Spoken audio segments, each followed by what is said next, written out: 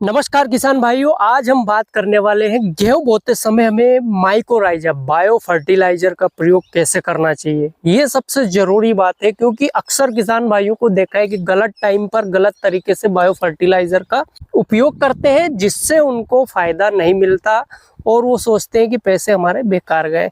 ऐसा नहीं है, हर चीज का एक निश्चित टाइम होता है, एक निश्चित समय होता है जब उसे डालने पर खेती में अच्छा लाभ मिलता है। लेकिन माइकोराइजा के समय किसान भाई क्या गलती करते हैं, इसी वीडियो पे हम बात करेंगे किसान भाइयों। क्योंकि इस समय गेहूं की बुआई का समय चल रहा है और गेहूं की बुआई में बहुत सारे किसान भाई माइकोराइजा का प्रयोग करते हैं। तो माइकोराइजा का प्रयोग करते समय कौन कौन सी सावधानी रखनी चाहिए, कितना प्रति बीघा प्रति एकड़ डोज होना चाहिए और क्या गलती हमें नहीं करना चाहिए।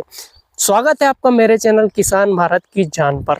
किसान भाइयों, जैसे कि आप समझ गए होंगे कि हम बात करने वाले हैं गेहूं की फसल में माइकोराइजा का प्रयोग कब करें। तो किसान भाइयों, गेहूं की फसल में माइकोराइजा का प्रयोग कब करें, कैसे करें, क्यों करें, क्या गलती नहीं करनी चाहिए, इससे पहले हम बात कर लेते हैं कि माइकोराइजा है क्या। वैसे इसे बायो फर्टिलाइजर की श्रेणी में हम रखते हैं। जितने भी जैविक खाद है उनकी श्रेणी में माइकोराइजा रखते हैं। माइकोराइजा एक प्रकार का जैविक मतलब जीविक कवक है, जिसे हम इंग्लिश में फंगस भी कहते हैं। इसका काम होता है कि ये पौधे की जड़ों, जैसे गेहूं है, अभी तो इसकी जड़ अच्छे से बनी नहीं, ये जड़ में चिपकता है और जड़ में चिपक कर इसके आसपास फैलता है। जैसे कि आपने कभी मकड़ी देखी होगी, मकड़ी का जाला बिल्कुल घेरा बना के आसपास घूम जाता है, छोटी छोटी महीन महीन धागे उसके होते हैं। इसी तरह से माइकोराइजा भी काम करता है, जड़ से संबंधित होकर।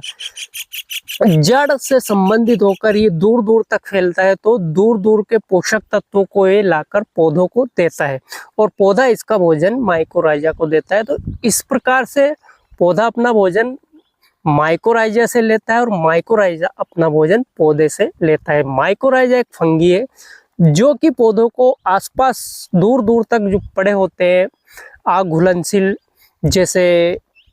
घुलनशील खाद, जैसे कि फास्फोरस हुआ, जिंक हुआ, यूरिया हुआ, सल्फर हुआ, इन तक माइकोराइजा पहुंचता है। जड़ वहां नहीं पहुंच पाती है, लेकिन ये उस जड़ का क्षेत्र बढ़ा देता है, जड़ से आसपास चिपक कर, तो वहां तक माइकोराइजा पहुंचता है और वहां से इन पोषक तत्वों का अवशोषण करता है माइकोराइजा और जड़ को देता है, जिससे कि पौधे को वो पोषक तत्व भी उपलब्ध हो जाते हैं जो जड़ से काफी दूर पड़े होते हैं। वैसे आप जानते होंगे कि जड़ के क्षेत्र में जो पोषक तत्व पड़े रहते हैं उसी का पौधे अवशोषण कर पाते हैं। तो किसान भाइयों, माइकोराइजा का बस इतना ही काम है कि जड़ के क्षेत्र को बढ़ा देता है और दूर दूर तक पड़े पोषक तत्वों के संपर्क में आकर उनको अवशोषित करता है, अवशोषित करके ये पौधे को पहुंचाता है। तो इसलिए किसान भाई योग के बीच में ये काफ़ी चर्चित है। बहुत सारे किसान भाई इसका प्रयोग करते हैं और कुछ किसान भाई इसका प्रयोग नहीं करते हैं। तो ये तो हुई माइकोराइजा क्या हुआ इसकी बात। अब हम बात कर लेते हैं माइकोराइजा का प्रयोग हमें गेहूं की फसल में कब करना चाहिए।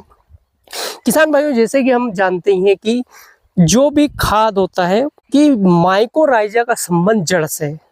अगर ये जड़ क्षेत्र में रहा तो इसका संबंध गेहूं की फसल से बन जाएगा, जड़ में चिपक जाएगा और दूर दूर तक पड़ी हुई खाद को लाकर गेहूं को ये देगा। लेकिन अगर ये जड़ में नहीं चिपका, ऊपर ही पड़ा रहा, तो फिर इसका ज़्यादा लाभ नहीं मिलता है। किसान भाई क्या करते हैं कि दूसरे या तीसरे पानी में इसे डालते हैं, जबकि ऐसा नहीं करना चाहिए। ये इसको डालने का सही समय किसान भाइयों खेत तैयार करते समय ही आप डाल दो तो बेटर होगा। उसके बाद आप इसे गेहूं में जब आप डालते हैं, बुआई करते हैं, सीडिल में डालकर भी इसका प्रयोग कर सकते हैं, जिससे कि ये गेहूं की जड़ के पास पड़ जाएगा। जैसे ये जड़ के पास रहेगा, जड़ गेहूं की बनने लगेगी और उसके आसपास ये चिपक जाएगा, उससे संबंध बना लेगा, तो ये पौधे के विकास में सहायक होगा। वरना अगर ये जड़ क्षेत्र में नहीं रहा और जड़ के आसपास ऊपर मिट्टी पर सतह पे पड़ा रहा जैसे कि ये, तो ये कोई भी काम नहीं करेगा, ये फिर खरपतवार जो उगती है उसके लिए काम करेगा। तो इसलिए इसे किसी भी तरह से जड़ क्षेत्र में होना चाहिए। तो इसका सबसे सही तरीका है बोने का कि सीडील में डाल दो आप, और सीडील में डालकर आप बुआई कर दो, या फिर खेत तैयार करते हो, रोटोवेटर चलाते हो, उस समय आपको इसे माइकोराइजा को डालना है। तो जड़ क्षेत्र में रहेगा तो ये काम करेगा, जड़ से चिपक जाएगा और काम करना स्टार्ट कर देगा। दूसरी बात, अब इसकी बात कर लेते हैं कि इसका डोज हमें कितना रखना चाहिए। माइकोराइजा का किसान भाइयों हमें डोज प्रति बीघा आप इसे 2 किलो ले सकते हैं, और प्रति एकड़ आप 4 किलो इसका उपयोग कर सकते हैं। सावधानियां की बात कर ले, सबसे जरूरी है सावधानियां, क्योंकि सावधानी हटी और दुर्घटना घटी। आपने ये कहावत सुनी होगी और ये कहावत सही भी है। जब भी आप माइकोराइजा का प्रयोग करने वाले हैं तो केमिकल फर्टिलाइजर जैसे कि डीएपी हुआ, एमओपी हुआ, इनके साथ इसका प्रयोग मिलाकर ना करें। दूसरी बात, इनके साथ फंगीसाइड और इंसेक्टिसाइड का प्रयोग ना करें, क्योंकि ये एक जैविक फर्टिलाइजर है, जैविक जीव है, जो कि केमिकल से ये मर सकता है। केमिकल होने पर इसका विकास नहीं होगा। अगर केमिकल के साथ इसका प्रयोग कर दिया, विष के साथ अगर अमृत का प्रयोग करते हैं तो अमृत का प्रभाव कम हो जाएगा। इसी तरह खाद हुआ, केमिकल वाले, फंगीसाइड हुए, इंसेक्टिसाइड हुए, दवाई हुए, उसके साथ प्रयोग करने पर इसका प्रभाव कम हो जाएगा। तो ये सावधानियां आपको रखनी चाहिए। जब भी डालना हो तो अलग से डालें।